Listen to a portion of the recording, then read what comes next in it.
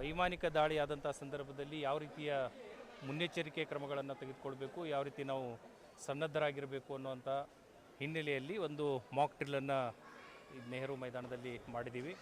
ಇದರಲ್ಲಿ ಮುಖ್ಯವಾಗಿ ನಮ್ಮ ಜಿಲ್ಲಾಡಳಿತದ ಎಲ್ಲ ಇಲಾಖೆಗಳು, ಪೊಲೀಸ್ ಇಲಾಖೆ, fire and emergency service, home guards, ನಾಗರಿಕರು,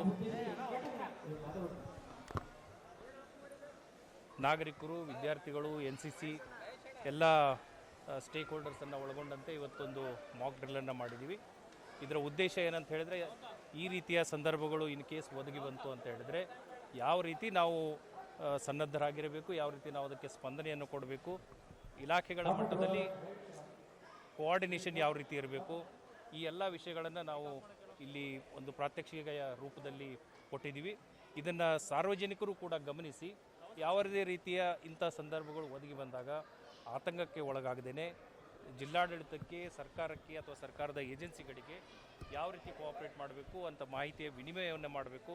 ಆನಂತರ ವದಂತಿಗಳಿಗೆ ಕಿವಿ ಕೊಡದಂತೆ ವಸ್ತುಸ್ಥಿತಿ ಏನಿರ್ತದೆ, ಆನಂತರ ಅಫಿಷಿಯಲ್ ಕಮ್ಯುನಿಕೇಷನ್ ಏನಿರ್ತದೆ ಅದನ್ನು ಮಾತ್ರ ನಂಬಬೇಕು ಅನ್ನುವಂಥ ಒಂದು ವಿಷಯವನ್ನು ಹೇಳೋ ಉದ್ದೇಶದಿಂದ ಇವತ್ತು ಮಾಕ್ ಡ್ರಿಲ್ಲನ್ನು ಮಾಡಿದ್ದೀವಿ.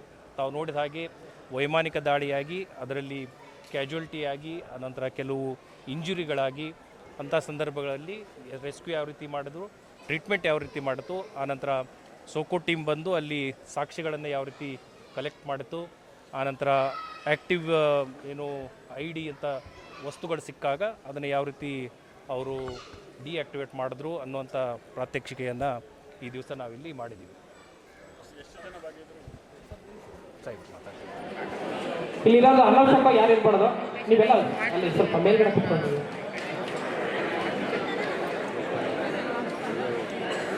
ಒಂದು ಇವತ್ತೊಂದು ರಿಹರ್ಸಲ್ ಮಾಡಿದಿರಿ, ಚೆನ್ನಾಗಿ ಬರ್ತಿದೆ. ದಯವಿಟ್ಟು ಸೀರಿಯಸ್ ಆಗಿ ಮಾಡಿರಿ, ನಗ್ಬೇಡ್ರಿ. ಈ ರಿಹರ್ಸಲ್ ಮುಗ್ದಾದ ನಂತರ ನೀವು ಅದೇ ತರ ಖಾಲಿ ಹೋಗಂಗಿಲ್ಲ. ಇದಾದ್ಮೇಲೆ ಡೀಪ್ ಬ್ರೀಫಿಂಗ್ ಇರ್ತದೆ. ನೀವೆಲ್ಲ ಇದೇ ತರ ಬಂದು ಮತ್ತೆ ಫಾಲಿನ್ ಆಗ್ಬೇಕು, ಅರ್ಥ ಆಯ್ತಾ? ಇದಾದ್ಮೇಲೆ ಇದೇ ತರ ಇದು ಸೀನ್ ಎಲ್ಲ ಮುಗಿದ್ಮೇಲೆ ಇದೇ ತರ ಬಂದು ಇಲ್ಲೇ ನಿಂತ್ಕೊಬೇಕು. ನಿಮ್ಮನ್ನು ಉದ್ದೇಶಿಸಿ SP ಸರ್, DC ಸರ್ ಮಾತಾಡ್ತಾರೆ. ಅರ್ಥ ಆಯ್ತಲ್ಲ ಎಲ್ಲರಿಗೂ? NCC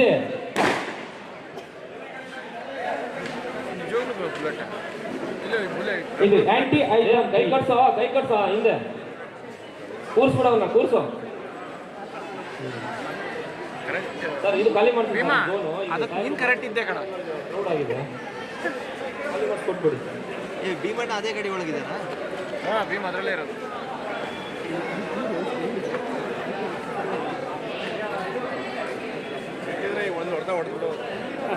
ಅವಕಾಶ ಇದೆ. ವೇದಿಕೆ ಮೇಲೆ ಇರುವಂತವ್ರು ಎಲ್ಲರೂ ಸಹ ಪ್ಲೀಸ್ ಆಸನಾಗ್ಬೇಕು. ಆ ಕಡೆ ಸೈಡಲ್ಲಿ ಎಲ್ಲರೂ ಇಲ್ಲಿ ಎಲ್ಲ ಇದಾಗುತ್ತೆ. ಕೃಷ್ಣಮೂರ್ತಿ ಚೇರ್ ಇಲ್ಲಿ ಚೇರ್ ಹಾಕ್ತೀವಿ ಅಂತ ಹೇಳಿದ್ರು, ಚೇರು ಹಾಕ್ತಿಲ್ಲ.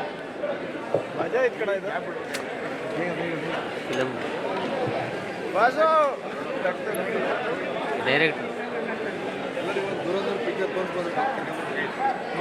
ರಿಲೀಸ್ ಆಗಿದೆ ನೋಡಿ.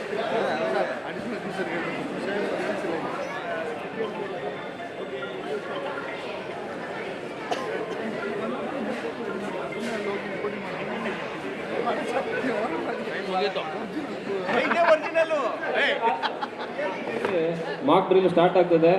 ಆಲ್ರೆಡಿ ಎಲ್ಲರೂ ಯಾವ್ಯಾವ ರೋಲ್ ಪ್ಲೇ ಮಾಡಬೇಕು ಅಂತ ನಿಮಗೆ.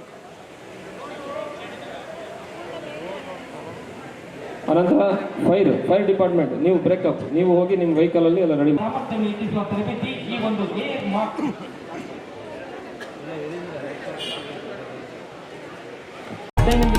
ನಡೀತಾ ಇರುತ್ತೆ. ಇದೀಗ ಕೇಂದ್ರ ಗುಪ್ತಚರ ಇಲಾಖೆಯಿಂದ ವೈಮಾನಿಕ ದಾಳಿ ಬಗ್ಗೆ ಮಾಹಿತಿಯು ಕಂಟ್ರೋಲ್ ರೂಮ್ಗೆ ರವಾನೆಯಾಗುವುದು.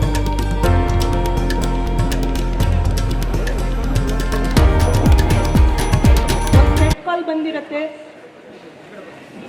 ಲೊಕೇಶನ್ ಮಾಹಿತಿಯನ್ನು ಎಲ್ಲ ಪೊಲೀಸ್ ಠಾಣೆಗಳು, ಹಿರಿಯ ಅಧಿಕಾರಿಗಳು, ಮಾಹಿತಿ ಮತ್ತು ತುರ್ತು ಸೇವೆಗಳಾದ ಅಗ್ನಿಶಾಮಕ ದಳ, ಆಂಬುಲೆನ್ಸ್, ಆಸ್ಪತ್ರೆ ಇನ್ನಿತ್ಯಾದಿ.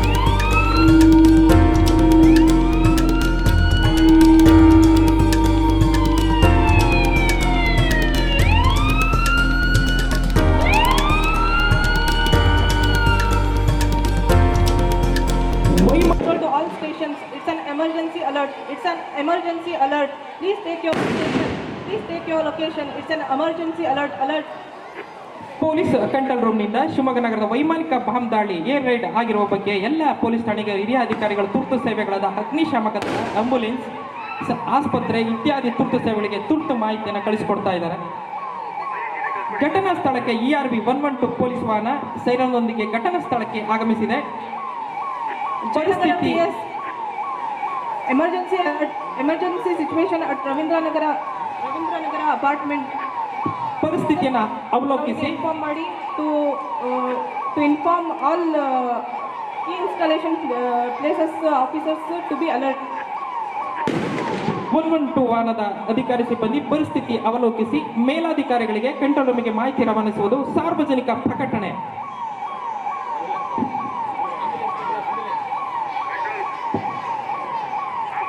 ಜನರ ಸುರಕ್ಷಿತ ಮಾರ್ಗಗಳಂತೆ ಎವಾಕ್ಯುಯೇಷನ್ ಸೂಚನೆ ನೀಡ್ತಾ ಇದ್ದಾರೆ. ಈಗ ಆಂಬ್ಯುಲೆನ್ಸ್ ಘಟನಾ ಸ್ಥಳಕ್ಕೆ ಆಗಮನವಾಗ್ತಾ ಇದೆ. ಆಂಬ್ಯುಲೆನ್ಸ್ ಹಾಗೆ ಅಗ್ನಿಶಾಮಕ ತುರ್ತು ಸೇವೆಗಳಾಗ್ತಾ ಇದೆ. ಈ ಸ್ಥಳೀಯ ಪೊಲೀಸ್ ಠಾಣೆ SHO ಅವರು ಭದ್ರತಾ ಹಾಗೆ ಸೂಕೋತೊಂಡ ASC ತಂಡ ಆಗಮಿಸ್ತಾ ಇದೆ. ASC ತಂಡದವರು ಹಾಗೂ ಬಾಂಬ್ ಪತ್ತೆ ಶ್ವಾನದೊಂದಿಗೆ ಸಂಪೂರ್ಣ ಅಲರ್ಟ್ ಮಾಡ್ತಾ ಇದ್ದಾರೆ. ಅವರು ಸಹ ಈಗ QRT ತಂಡವನ್ನು ಕಳಿಸ್ಕೊಡ್ತಾ ಇದ್ದಾರೆ.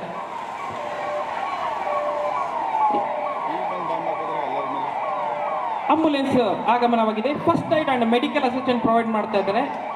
ವೈದ್ಯಕೀಯ ತಂಡವು ಗಾಯಾಳುಗಳನ್ನ ಪರಿಶೀಲನೆ ಮಾಡ್ತಾ ಪ್ರಥಮ ಚಿಕಿತ್ಸೆ ನಡೆಸ್ತಾ ಇದ್ದಾರೆ. Fire and emergency service.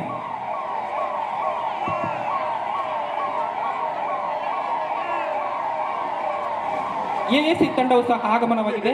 Bomb ಬ್ಲಾಂಕೆಟ್ನೊಂದಿಗೆ ಸುತ್ತಮುತ್ತಲಿನ ಪ್ರದೇಶವನ್ನು ಅತ್ಯಂತ ಜಾಗರೂಕತೆಯಿಂದ ಶೋಧನೆಯನ್ನು ಮಾಡ್ತಾ ಇದ್ದಾರೆ. With dog squad. ಈಗ ಘಟನಾ ಸ್ಥಳಕ್ಕೆ ಶಿವಮೊಗ್ಗ ಜಿಲ್ಲೆಯ ಜಿಲ್ಲಾಧಿಕಾರಿಗಳು ಮತ್ತು ಮಾನ್ಯ ಪೊಲೀಸ್ ಪರಿಸ್ಥಿತಿಯನ್ನು ಅವಲೋಕಿಸುತ್ತಾ ಎಲ್ಲ ಇಲಾಖೆಗಳ ಮುಖ್ಯಸ್ಥರಿಗೂ ನಿರ್ದೇಶನವನ್ನು ನೀಡಿ ಪರಿಸ್ಥಿತಿಯನ್ನು ನಿರ್ವಹಣೆ ಮಾಡಿಸ್ತಾ ಇದ್ದಾರೆ.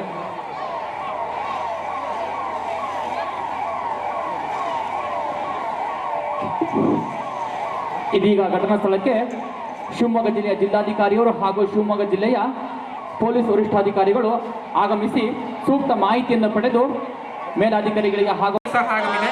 ಘಟನಾ ನಡೆದ ಸ್ಥಳದಲ್ಲಿ ವಿದ್ಯುತ್ ಲೈನ್ಗಳು, ಟ್ರಾನ್ಸ್ಫರ್ಗಳು ಮತ್ತು ಇತ್ಯಾದಿ ಕಾರ್ಯಗಳಲ್ಲಿ ಪ್ರಮುಖ ಪಾತ್ರವನ್ನು ವಹಿಸ್ತಾ ಇದೆ ಕಂದಾಯ ಇಲಾಖೆಯವರು.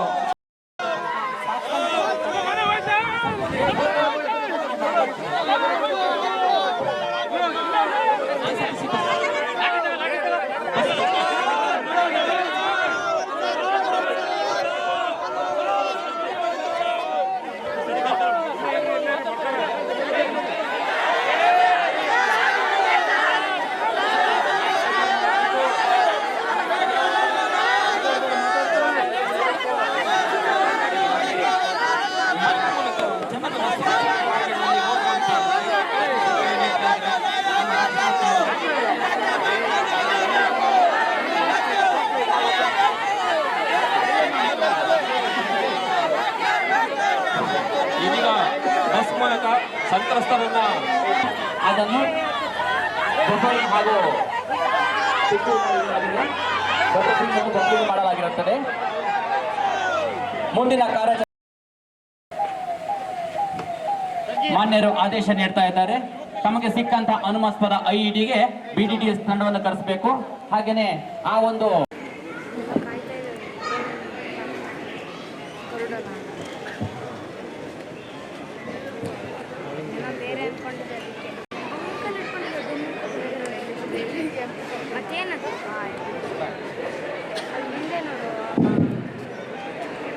ಹೀಗಾಗಿ ತನಿಖಾ ತಂಡವನ್ನು ರಚಿಸಿ ಹೆಚ್ಚಿನ ತನಿಖೆಯನ್ನು ಕೈಗೊಳ್ಳುವಂತೆ ಆದೇಶಿಸಿದ್ದಾರೆ.